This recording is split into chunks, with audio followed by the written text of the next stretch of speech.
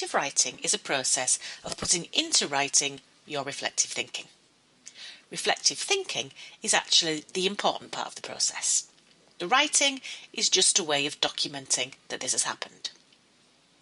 When people first start to reflect, they often think that it's about looking back at an event and thinking about what they've learned from the experience. What they don't realise is that it is equally about looking forward, imagining future events and thinking about how the lessons you've learned could be applied. It is therefore a three-stage process, looking back and analysing and projecting into the future. Without the third stage, it could be pointless. It's also really important that when you look back at an event, you don't just concentrate on it in isolation. You need to take a metaphorical step backwards so that you can see it in the context of other events and other learning. These can and should influence your viewpoint when reflecting on that event. All of this can be written about in your reflective writing. When most people reflect, they write about what happened, about when it happened, often in the form of a timeline. I did this, then I did that. They write about who was involved and perhaps where it happened.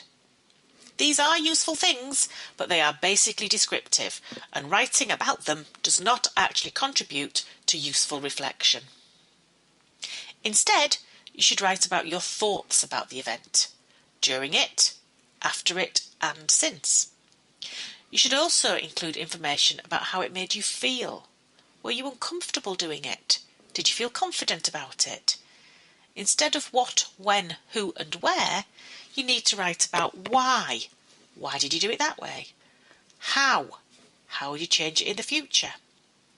You should also think about the implications. You learned something, but so what? How does that help you? Writing that answers these questions is truly reflective. So, how much description is needed and how much reflection? Description is important, but it should be kept to a minimum. It exists merely in order to put the reflection into context.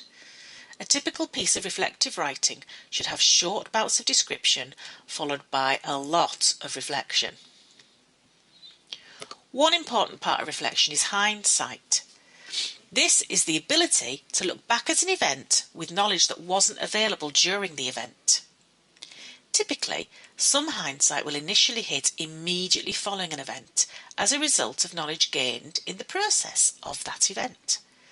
This is the if only moment when you first look back. What then happens is you gain more hindsight gradually over time as more knowledge becomes available.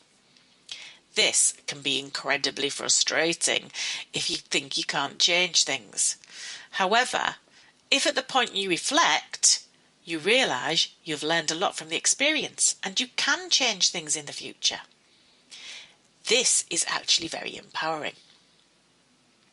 When writing about that learning, it is important to not only think about how it can be directly applied to similar situations, but how it can be adapted and translated to other situations.